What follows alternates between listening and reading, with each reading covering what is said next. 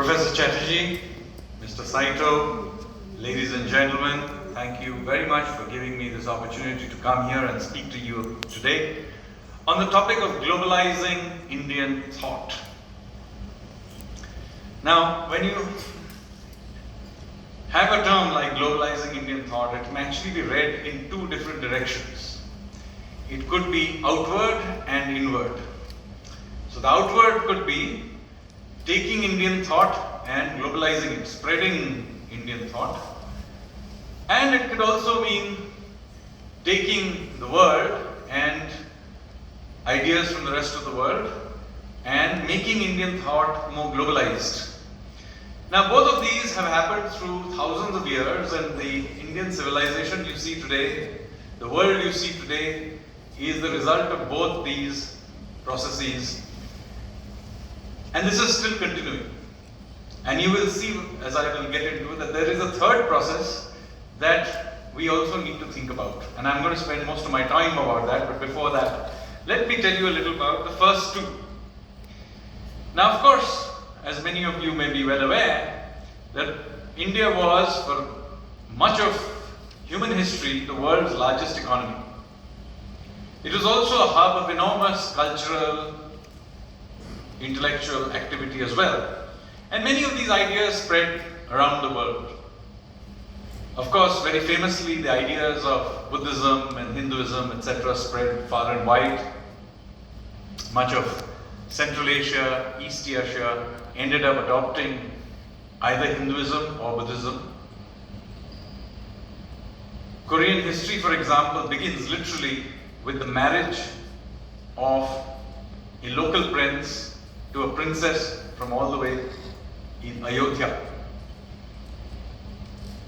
Japanese history is full of Indian ideas, but also of Indians. Of course, Buddhism is more obvious, but many Indians don't realize that there is a huge amount of Hinduism in Shintoism. In fact, one of the likely sources of the word Shinto is Sindhu, which of course went westward and became Hindu. So actually the word Hindu and Shinto have the same root, which is actually comes from Sapta Sindhu, which is the ancient name Indians gave themselves, which is the land of 7 rivers. So this influence is happened over a long time, and of course there were mathematics. The Aesop's tables were directly derived from the Panchatantra, the Hetopadesha. There are all kinds of ideas, and this is not just of ancient times. Even as recently as the 18th and 19th century, and even into the 20th century, lots of Indian ideas ended up pollinating the world. Take, for example, the late 18th century, early 19th century, plastic surgery was first observed by British surgeons while they were fighting the Marathas, not far from here actually, because the Marathas were fighting during the wars with Tipu Sultan, and that is when the British surgeons noticed the art of plastic surgery, and they wrote it up in the Royal Journal of Medicine, and that's how ultimately plastic surgery spread to the rest of the world.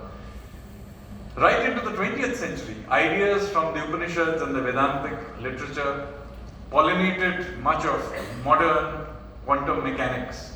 So it's, as you may have seen from recent movies, great scientists who were inventing much of quantum science, nuclear physics, etc. in the early 20th century were heavily influenced by ideas from ancient India. But the direction of influence also came in the other direction as well. So there are many quintessentially Indian things which are actually from outside. So very often we of course know, the English language which I'm speaking in today, or cricket, these came from outside. But would you think that the custom of eating pan is actually imported? Pan, both the leaf and the supari nut, both of them are actually native to Southeast Asia. So just as Indians were spreading Hinduism, Buddhism, mathematics, the Ramayana and the Mahabharata and other literature to Southeast Asia, we imported the pan. And it's very much taken from that part of the world. And that continued right up to recent times. Since we have a guest here from Japan, let me tell them that our freedom struggle was heavily influenced by ideas coming out of Japan. The victory of the Japanese over the Russians in 1905 was a huge influence on the ideas of Sri Aurobindo and Tilak and Lala Lajpat Rai and so on, who were pushing back against British colonial occupation. So the 1905, many people here do not even know this today.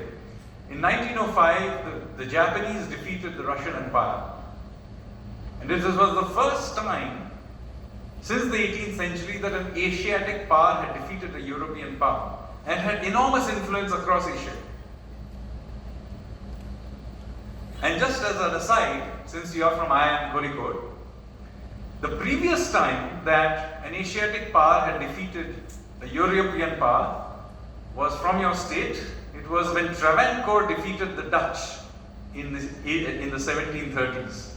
And in fact, it tipped world history such that from that point in time, the Dutch Empire went into decline, and first the French and then of course the British took advantage of it and created the British Empire. But for Travancore, I may have been giving you this lecture in Dutch. Of course, the company that Mr. Saito represents also had an enormous influence on India, particularly on my generation. So I'm sure he knows this, but I'm sure that people who are roughly of my generation will remember the enormous influence and impact it had when they first came across the Maruti 800. Many of you may remember the first time you took a ride on a car that was actually modern and not some clunker like the Ambassador or the Premier Padmini. And how we learned, many of us learned to drive on it. Many of our fathers owned one of these Maruti 800s, and we put them to use that maybe the Japanese did not imagine. For example, when I was at university in the early 90s, this was the time when for the very first time maybe the odd rich student or lucky student would be able to borrow their father's Maruti 800 and come to college.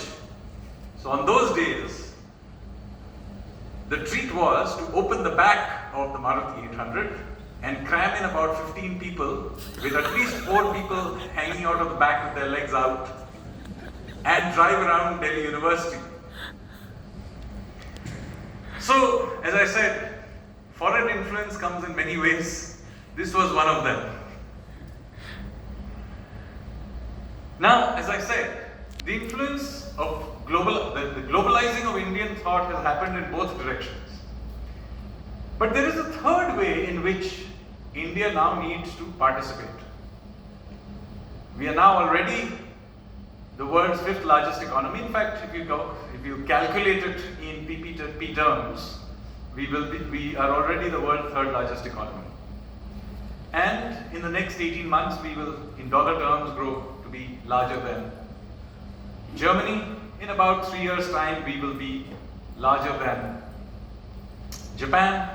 And for the first time in many centuries, 3 of the world's top 5 economies are now from Asia. But one of the things that will strike you is that the global narrative, the way global opinions are made, still resides in North Atlantic. And neither Japan nor China have been able to budge this at all. Now, why that is a matter of another day's debate. But let me say that India will take part in reversing the gaze. This is an important thing to do, because until you do this, effectively, the North Atlantic imposes a tax on the rest of us. This comes in many, many ways. This comes in, for example, sovereign ratings. Effectively, what is happening as a result of this is that a tiny number of private companies like Moody's, Fitch, S&P and so on, effectively extracts a rent by giving us certificates of being a good boy or a bad boy. And this is a very important thing. This is effectively how the North Atlantic effectively manages us by certifying, essentially setting up the rules of the game.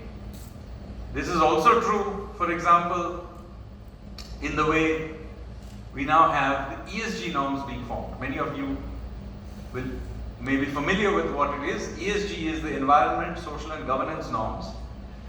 And it was innocuously introduced into the lexicon by a UN paper in 2006. But it completely left it open to define what ESG meant. Now, of course, everybody accepted it. After all, who can oppose to having some sort of norms about environment, global and social issues? But what has happened effectively is that these ESG norms are now, and they're becoming increasingly important. And those of you who don't know about it, you will soon find out. Around the world, these ESG norms are being made a part of various kinds of regulations, of corporate governance, of global negotiations. But who has set these ESG norms? Who sets these norms? Who monitors them? Who certifies them? Almost entirely all of this still happens in the North Atlantic.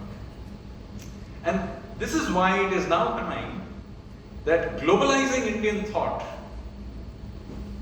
has got to be about a third thing, which is of taking Indian thought, the power of Indian thought, and using it to taking on global narratives, global benchmarking, global norms, global certifications.